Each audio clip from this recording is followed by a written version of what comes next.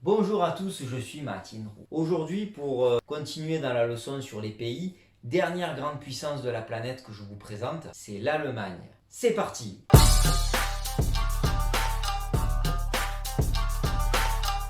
Alors oui, je ne peux pas vous apprendre tous les noms de pays, il faut les apprendre au fur et à mesure. Vous verrez dans ma vidéo sur les origines, comment on donne ces origines, que je donne des exemples d'autres pays. La plupart du temps, c'est phonétique par rapport à l'anglais. Mais il y a quelques grandes puissances, dont la France, la Chine, les États-Unis, par exemple le Japon, et ici l'Allemagne, qui font partie quand même de grandes puissances, de pays assez connus depuis longtemps. Donc la Chine a voulu donner une signification à l'Allemagne. Alors bien sûr, si on se base sur la Deuxième Guerre mondiale, souvent moi je dis aux élèves, c'est quoi l'Allemagne pour vous? Alors oui, c'est sûr que si on est provocateur, on va dire c'est le pays des nazis. Il ne faut pas être aussi réducteur. L'histoire de l'Allemagne, ce n'est pas que le nazisme, heureusement. Bien sûr, c'est une partie sombre de l'histoire, mais l'Allemagne, c'est autre chose. Alors, est-ce que c'est le pays de la saucisse? Est-ce que c'est le pays de la bière? Ou de la choucroute? On va pas être aussi réducteur non plus, les Chinois non plus, heureusement, parce que les Chinois, des fois, sont souvent dans les clichés. Non, l'Allemagne, pour les Chinois, déjà, ça se dit comment? Ça se dit de Guo, de avec un E ouvert. Ça vient ici de Dutchland, en anglais, hein, même Dutch, ici veut dire allemand. Alors bien sûr, en anglais, souvent on dit Germany, Germany. Mais pensez aux plaques d'immatriculation, quand on voit des Allemands qui sont en vacances en France, on voit D de Dutchland. Donc en fait, ils ont pris de Dutchland, de, donc phonétiquement ça ressemble, et Go, le pays.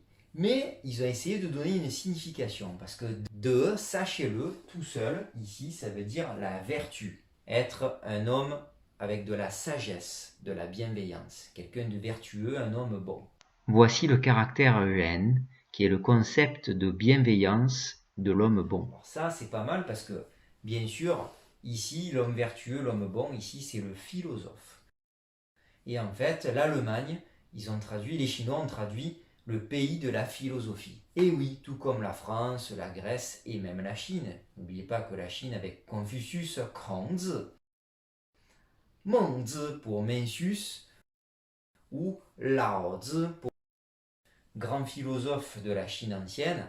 Les Chinois respectent beaucoup les pays des grands philosophes.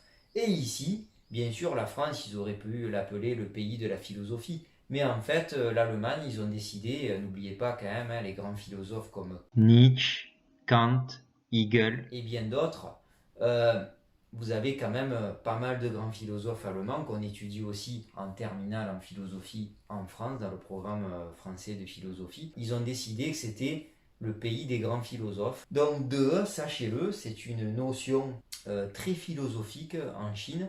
Ça vient du Tao De Jing, Tao De Jing, qui est le livre de la voie, V-O-I-E, du chemin, donc de la voie et de la vertu. Grand livre de pensée philosophique écrit par Lao Tzu. Lao Tzu, j'en reparlerai peut-être dans une autre vidéo, qui est un grand philosophe, qui est peut-être un philosophe légendaire, on ne sait pas. Donc ils ont pris le De, qui est une valeur importante, qui est la vertu dans la philosophie chinoise. Voilà au niveau de l'histoire de l'Allemagne. Ensuite, au niveau du caractère, très souvent, je ne l'apprends pas à mes élèves en grand débutant parce qu'il y a beaucoup de traits. 15 traits, donc c'est beaucoup. Mais si on regarde rapidement l'histoire de ce caractère qui fait un peu peur, ici vous avez ce qu'on appelle la clé de la marche à petits pas. C'est quoi? C'est un être humain, pour ceux qui connaissent déjà la clé de l'homme, hein, qui est une simplification de cette clé, donc un tronc avec deux jambes, un être humain qui est en train de marcher. Et ici, ils ont écrasé pour gagner de la place et ils ont rajouté un autre trait. En fait, ça ressemble à quoi? Une petite route, un petit chemin, une voie, V-O-I-E. Donc, la voie, puisque c'est la voie de la vertu, de la sagesse. Donc ici, vous avez la clé de la marche pour la signification de la voie. Ensuite, comme la vertu, la sagesse, c'est avoir un bon cœur, être quelqu'un de bon, vous avez la clé ici du cœur. Donc je renvoie cette clé, hein. En fait, c'est quoi? Ils ont fait des artères pleines de vaisseaux au niveau du cœur, hein, qu'ils avaient dessiné l'organe au départ. Et en fait, ils ont pris des veines principales ou des artères principales qu'ils ont dessinées. Et ici, ils en ont pris 4 et ça dessine la clé que l'on appelle du cœur, de l'anatomie. Ensuite, vous avez l'œil, avoir un regard, avoir une perception des choses bienveillante, vertueuse. Donc vous avez la clé de l'œil, ça y ressemble ici, hein. Vous avez vraiment un œil ici. Ici, vous avez une sorte de croix. Là, je ne sais pas vraiment d'où ça vient. Ça ressemble un peu au chiffre 10, mais là, ils ont un peu croisé. Et vous avez un petit trait en bas qui représente le chiffre 1, mais aussi l'unité entre les hommes et les femmes, le monde philosophique, hein. Essayer de débattre, de discuter, d'argumenter et non de se battre et de faire la guerre, c'est un grand principe philosophique. Voilà au niveau de l'histoire de ce caractère qui est quand même très intéressant, même s'il est assez rare, vous le verrez surtout en philosophie ou dans le mot Allemagne, mais c'est quand même un joli caractère qui a une belle histoire et je ne reviens pas dessus, vous savez que Guo veut dire le pays, j'ai déjà raconté l'histoire dans d'autres vidéos.